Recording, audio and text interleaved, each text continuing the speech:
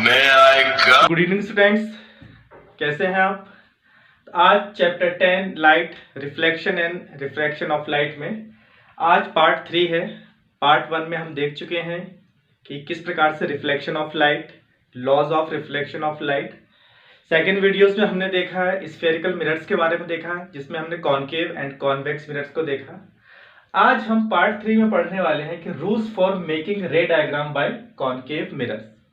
किस प्रकार से इमेज फॉर्मेशन होती है कॉनकेव मिरर्स में, किस प्रकार से कोई भी ray of light when incident होती है मिरर के ऊपर तो किस डायरेक्शन में रिफ्लेक्ट होगी। तो उसके लिए कुछ रूल्स हैं जो हम यहाँ डिस्कस करने वाले हैं। उसके बाद हम इसी वीडियो में आगे डिस्कस करेंगे image formation by concave mirror and convex mirror. तो चलिए देख लेते हैं आज के वीडियो में। तो आज का वीडियो है मेनली ये बेसिक रूल्स हैं कि किस प्रकार से ray of light direction incident ray होती है और किस प्रकार से रिफ्लेक्ट होगी। तो डिस्कस कर लेते हैं। First rule, rules for making ray diagram by concave mirror. अभी हम सिर्फ कॉनकेव मिरर के लिए देख रहे हैं। तो first rule is a ray light parallel to the principal axis will pass through the principal focus after reflection. तो यहाँ डायग्राम में देख लीजिए स्टूडेंट्स। तो सबसे पहले हम देख लेते हैं जब कोई भी रे ऑफ लाइट, मान लीजिए कॉनकेव मिरर है, इस कॉनकेव मिरर में कॉनकेव मिरर है, जब इस कॉनकेव मिरर में कोई भी ray of light principal axis के पैरेलल आती है, दिस इज प्रिंसिपल एक्सिस। इस प्रिंसिपल एक्सिस के पैरेलल में अगर कोई रे ऑफ लाइट आती है तो इस मिरर से रिफ्लेक्ट होने के बाद आफ्टर रिफ्लेक्शन कहां से जाती है, वो फोकस से, capital F. This is your incidence ray, this is reflected ray and this is the point F, principal focus. और प्रिंसिपल फोकस कहां पर होता है, प्रिंसिपल एक्सिस के जस्ट ऊपर। तो first rule is clear, when a beam of light coming parallel to the principal axis after reflection from concave mirror it goes through the principal focus. तो ये आपका फर्स्ट रूल है। Second rule में देख लेते हैं, a ray passing through the principal focus after reflection it will be parallel to the principal axis. तो second rule में यह बोला गया है कि अगर कोई भी ray of light principal axis के पैरेलल आती है, sorry this is concave mirror, अगर कोई भी ray of light principal focus से पास होती है, means this is your incidence रे, जो कि कहां से निकल रही है, किसी भी एक पॉइंट पे जो कि प्रिंसिपल फोकस है। प्रिंसिपल फोकस से कोई भी रे ऑफ लाइट अगर इंसिडेंट होती है तो आफ्टर रिफ्लेक्शन वो कहां से जाती है, वो हो जाती है प्रिंसिपल एक्सिस के पैरेलल। तो ये इंसिडेंस रे जहां से रिफ्लेक्ट ही किसके पैरेलल हो गई है, ये पैरेलल हो गई प्रिंसिपल एक्सिस के। तो this is the second rule.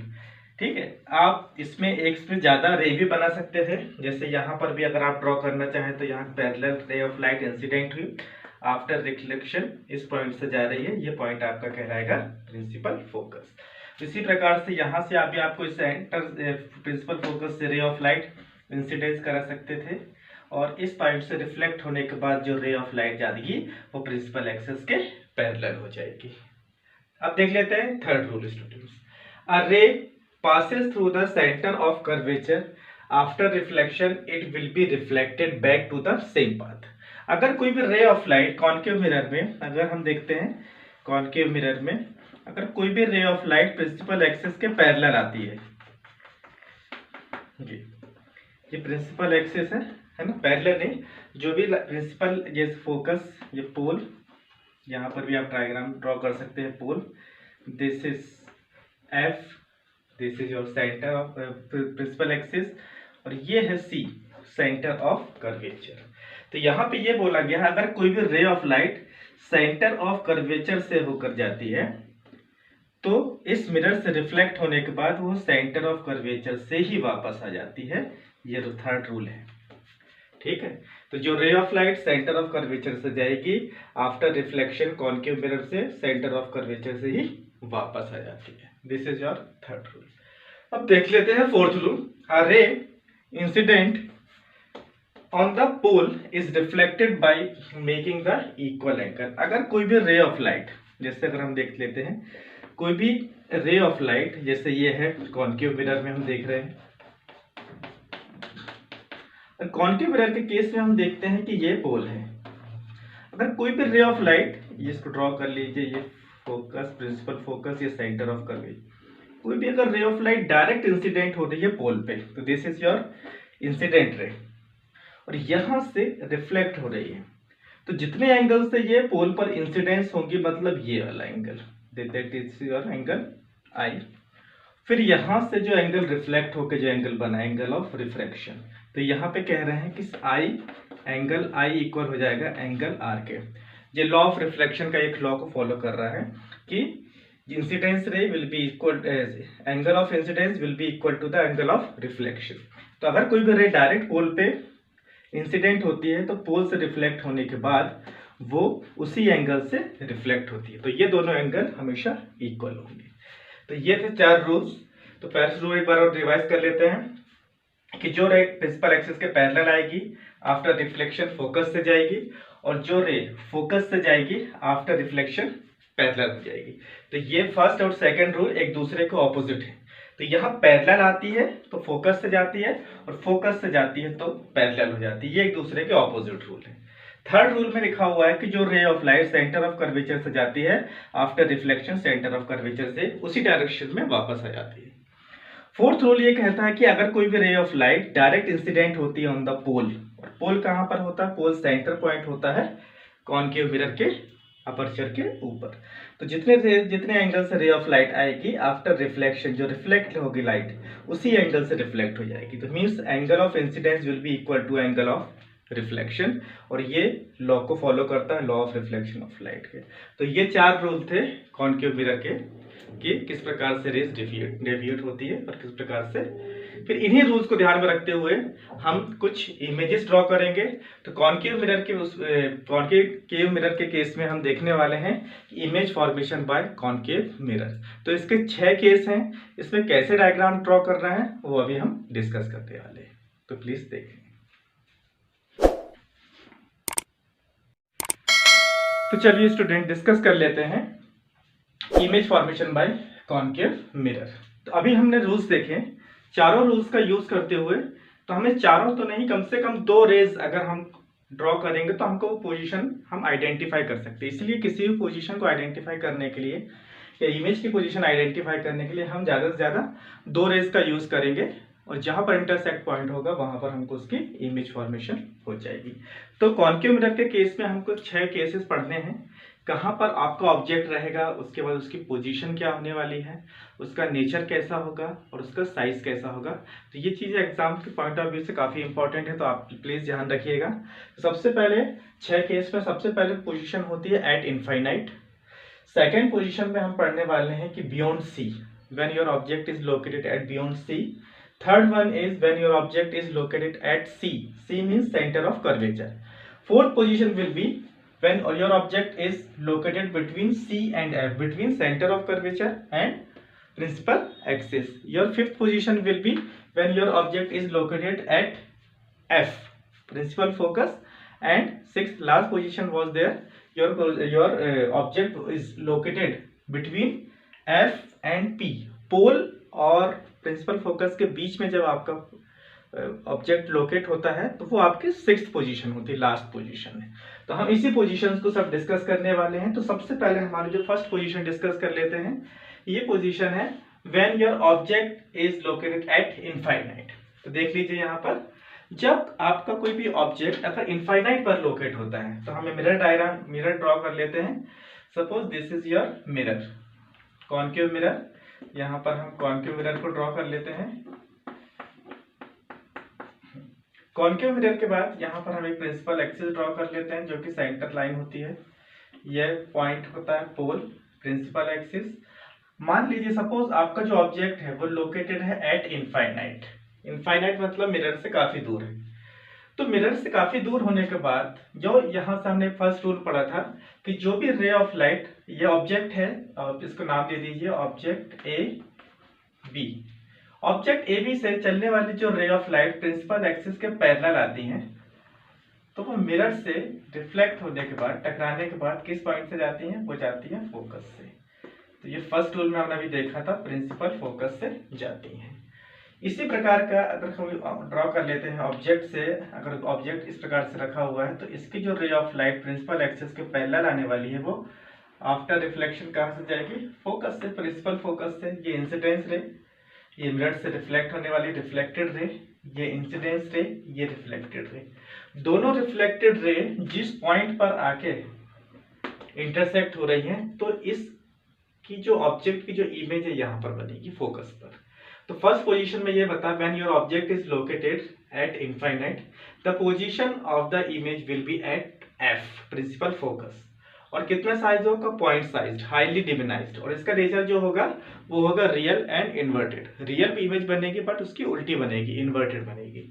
तो फर्स्ट पोजीशन, इसमें आपको एग्जाम पॉइंट ऑफ व्यू से ये भी पूछा जाता है कि उसका नेचर ऑफ इमेज कैसा है, साइज ऑफ इमेज कैसा है और उसका पोजीशन कहां पर, इमेज की पोजीशन। तो जब इनफाइनाइट पे होगा तो उसकी पोजीशन एफ पे बनेगी। और क्या होगा? साइज हाईली डिविनाइज्ड होगा या पॉइंट साइज होगा, बहुत छोटी पॉइंट के बराबर दिखाई देगी। और इसका नेचर होगा रियल और inverted. Real as it is ही बनेगी बट उसकी उल्टा बनेगा, दैट इज इन्वर्टेड। तो ये फर्स्ट पोजीशन होगी। अब सेकंड पोजीशन में हम उसी ऑब्जेक्ट को उठा के यहाँ पर सपोज कंसिडर कर लेते हैं कि सेंटर ऑफ कर्वेचर होगा। उसी ऑब्जेक्ट को उठा के बियॉन्ड सी, मतलब सी और इनफाइनाइट के बीच में लोकेट कर देते हैं। तो सी और इनफाइनाइट के बीच में लोकेट करने पर किस प्रकार के पोजीशंस बनेंगे वो देख लेते हैं। Suppose this is your mirror, concave mirror, ठीक है।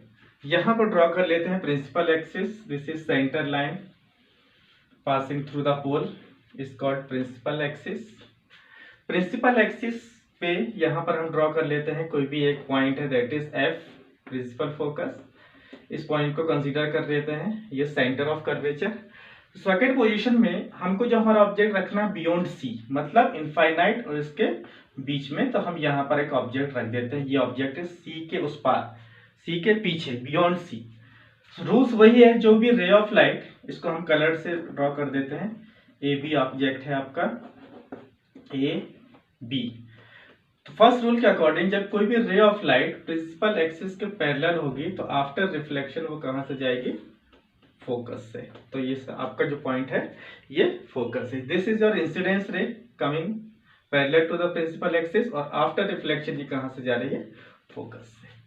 सेकेंड रूल हमने ये देखा था, अगर कोई भी रे ऑफ लाइट अगर सेंटर ऑफ कर्वेचर से आ रही है, आफ्टर रिफ्लेक्शन, मिरर से रिफ्लेक्ट होने के बाद वो सेंटर ऑफ कर्वेचर से ही वापस जाती है।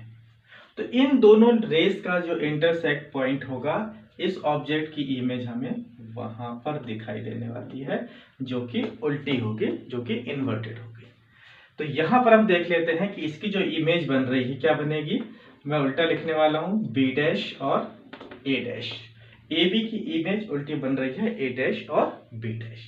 तो क्या होता है, जब किसी भी ऑब्जेक्ट को बियॉन्ड सी रखा जाता है तो उसके जो पोजीशन होती है, इमेज की जो पोजीशन होती है between C and F, centre of curvature और फोर्स के बीच में होती है। नेचर कैसा? रियल, वैसी की वैसी बनेगी, बट दैट इज ये पी यहाँ का है, पी दैट इज इन्वर्टेड, उल्टी बनेगी। और साइज क्या रहेगा? डिमिनाइज्ड रहेगा, मतलब जो ऑब्जेक्ट का साइज है उससे छोटा। यहाँ तो पॉइंट साइज था, धीरे धीरे इसका साइज बढ़ता जा रहा है, बढ़ता जाएगा और आगे भी। तो ये क्या हो गई हमारी? पॉइंट साइज हो गया, और ये हो जाएगा इन्वर्टेड, सॉरी पॉइंट साइज नहीं है, ये हो जाएगा डिमिनाइज्ड। थर्ड केस में अब हम अपने ऑब्जेक्ट को उठा के कहां पर रख लेंगे? At C, centre of curvature पर रखने के बाद उसकी पोजीशन क्या होगी अब वो देखने वाले हैं। तो जब आपका ऑब्जेक्ट सेंटर ऑफ कर्वेचर पे होगा तब क्या पोजीशन होगी? ये मिरर ड्रॉ कर लेते हैं हम, ये सेंटर लाइन है, प्रिंसिपल एक्सिस कहलाती है, यहाँ पोल है। हमने अपना ऑब्जेक्ट जो रखा है कहाँ पर रखा है ना? एट सी रखा हुआ है, एट सी, ये रख लिया हमने सी पे। हमारा ऑब्जेक्ट हम ड्रॉ कर लेते हैं, this is your object A B vertical खड़ा हुआ है, कहां पर? प्रिंसिपल एक्सिस के ऊपर। रूल्स वही है, जब कोई भी ray of light principal axis के पैरेलल जाती है तो आफ्टर रिफ्लेक्शन वो प्रिंसिपल फोकस से आएगी, प्रिंसिपल फोकस से आएगी। सेकेंड रूल ये बताया था कि जो ray of light principal focus से जाएगी, ray of light direct principal focus से जाती है। ठीक है, यहाँ मैं ड्रॉ कर रहा हूँ, धीरे धीरे फिर ड्रॉ कर रहा हूँ। आफ्टर रिफ्लेक्शन क्या होती है, वो प्रिंसिपल एक्सिस के पैरेलल हो जाती है। तो ये जो लाइन है ये रिफ्लेक्ट होके आई, ये वाली, ये जिस पॉइंट पे मिलेगी उसी पॉइंट पर उसका इन्वर्टेड इमेज आपको फॉर्मेशन होगी। तो इसको मैं लिख रहा हूँ बी डैश और ए डैश, और ये दोनों का साइज इक्वल रहता है। तो यहाँ पे देखते हैं बियॉन्ड सी अगर पोजीशन है तो इसका नेचर होगा रियल, तो है ही, और साथ में इसकी पोजीशन देख रहे हैं आप उल्टी बन रही है, दिस इज इन्वर्टेड। और साइज क्या है, सेम साइज जो ए बी है, A B equal to A dash B dash, इन दोनों का साइज बराबर रहेगा क्योंकि वो सेंटर ऑफ कर्वेचर पर है। तो ये हमारी थर्ड पोजीशन हो गई। फोर्थ पोजीशन में हम देख लेते हैं when object between C and F, centre of curvature और प्रिंसिपल एक्सिस के बीच में है, प्रिंसिपल फोकस के बीच में। तो ये हमने ड्रॉ किया मिरर, मिरर को नाम दे सकते हो आप, अगर चाहें तो MN नाम दे सकते हैं। ठीक है, यहाँ पर एक हम सेंटर लाइन ड्रॉ कर ले रहे हैं जो कहलाएगी प्रिंसिपल एक्सिस। यहाँ पोल, यहाँ पर आप ड्रॉ कर लीजिए F, यहाँ पर आप दे दीजिए नाम C, सेंटर ऑफ कर्वेचर।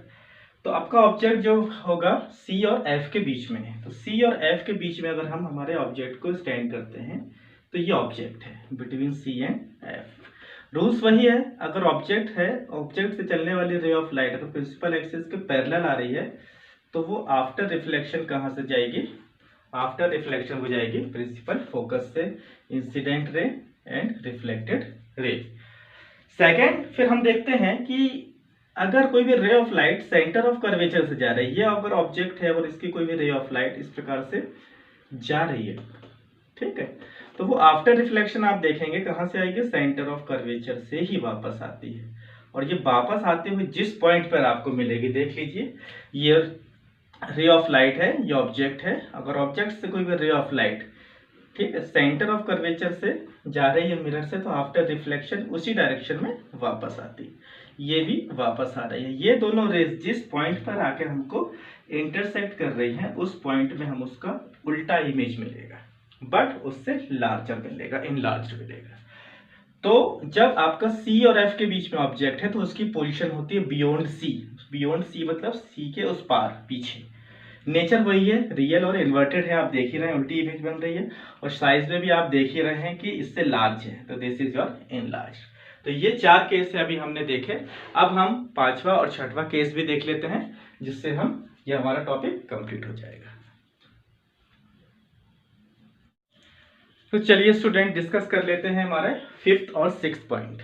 तो अभी 4 पॉइंट के बाद हमारा फिफ्थ पॉइंट इज, पांचवें केस में हमारा जो ऑब्जेक्ट है वो लोकेटेड होगा फोकस पे, प्रिंसिपल फोकस पे, और किस प्रकार का पोजीशन होगी, नेचर होगा, साइज होगा, ये डिस्कस कर लेते हैं। तो ड्रॉ कर लेते हैं कॉन्केव मिरर। कॉन्केव मिरर बना लिया आपने। कॉन्केव मिरर में फिर सबसे पहले हम प्रिंसिपल एक्सिस ड्रॉ कर लेते हैं, जो कि सेंटर लाइन होती है जिसपे कि ऑब्जेक्ट लोकेट होगा। This is your pole P, centre point of the principal, centre point of the aperture, है ना, डायमीटर इज कॉल्ड पोल। यहाँ पर फोकस F ड्रॉ कर लिया जाता है, C centre of curvature draw कर लेते हैं। तो यहाँ पर हम फिफ्थ केस में हम लोकेट करते हैं जो हमारा ऑब्जेक्ट है, लोकेट कर लेते हैं, ऑब्जेक्ट को लोकेट कर लेते हैं हम F पर। तो ये पोजीशन है ऑब्जेक्ट की। तो ऑब्जेक्ट से चलने वाली रे ऑफ लाइट है वो प्रिंसिपल एक्सिस के जो पैरेलल जाने वाली लाइट है वो प्रिंसिपल एक्सिस के पैरेलल जाती है और आफ्टर रिफ्लेक्शन लौटती है फोकस से। Incidence ray, this is reflected रे। और सेकेंड रूल के अकॉर्डिंग जो ray of light centre of curvature से जाती है, तो हम इसको इस प्रकार से ड्रॉ कर लेते हैं, सेंटर ऑफ कर्वेचर से जाती हुई, सेंटर ऑफ कर्वेचर जाती है वो रे उसी डायरेक्शन में सेंटर ऑफ कर्वेचर से ही वापस आ जाती है। तो ये जो लाइन है ये पैरेलल जाके मिलेगी कहाँ पर, इनफाइनाइट पे। तो जो ऑब्जेक्ट है आपको ऑब्जेक्ट का जो इमेज मिलेगी, इमेज कहाँ पर मिलेगी, इनफाइनाइट पे, या इन्फिनिटी लिख सकते हैं इस चीज को। तो ऑब्जेक्ट अगर फोकस पे है तो उसका इमेज बनेगा इनफाइनाइट पे। तो पोजीशन एट इनफाइनाइट, नेचर वही है, इन्वर्टेड बनेगा, उल्टा रियल एंड इन्वर्टेड, और साइज रहेगा हाईली एनलार्ज, काफी बड़ा रहेगा, इससे काफी बड़ा रहेगा। तो ये जो पोजीशन है ये फर्स्ट का ऑपोजिट है। फर्स्ट पोजीशन में आपने ऑब्जेक्ट आप इनफाइनाइट पे रखा था तो फोकस पे इमेज बन रही थी, तो यहाँ पर ऑब्जेक्ट आपने फोकस पे रखा तो इमेज इनफाइनाइट पे मिल रही। फर्स्ट और फिफ्थ पॉइंट एक दूसरे का ऑपोजिट है। तो यहाँ पर इसके बाद 6 पॉइंट देख लेते हैं। Case number 6, object between F and P. इसका डायग्राम डिस्कस कर लेते हैं। मिरर, कॉन्केव मिरर ड्रॉ किया, पेंट। फिर हम ड्रॉ करते हैं principal axis, pole P, F principal focus and C centre of curvature. So you have to locate your object between F and P. Principal focus और pole के बीच में आप ऑब्जेक्ट को लोकेट कर दीजिए, कलर चॉक से बना देते हैं। तो रूल के अकॉर्डिंग जब कोई भी रे ऑफ लाइट किसी भी ऑब्जेक्ट से निकलती है और डायरेक्ट इंसिडेंट होती है ऑन द पोल, तो it is reflected with the same angle, है ना। तो यहां से कोई भी लाइट डायरेक्ट जाएगी तो वो पोल पे जाएगी और पोल पे रिफ्लेक्ट होके पोल से टकराने के बाद उसी डायरेक्शन में, विपरीत उल्टा ऑपोजिट डायरेक्शन में उतने ही एंगल से वापस आती। तो यहाँ का जो एंगल आई बन रहा है एंगल ऑफ इंसिडेंस, और यहाँ का जो एंगल बन रहा है एंगल ऑफ रिफ्लेक्शन। यहाँ ये जो है नॉर्मल के जैसे बिहेव कर रहा है ना, ये जो principal axis acting as a normal. Angle of incidence will be angle of refraction. तो ये इंसिडेंस रे है और ये जो रिफ्लेक्ट होने वाली लाइन है ये रिफ्लेक्टेड रे है।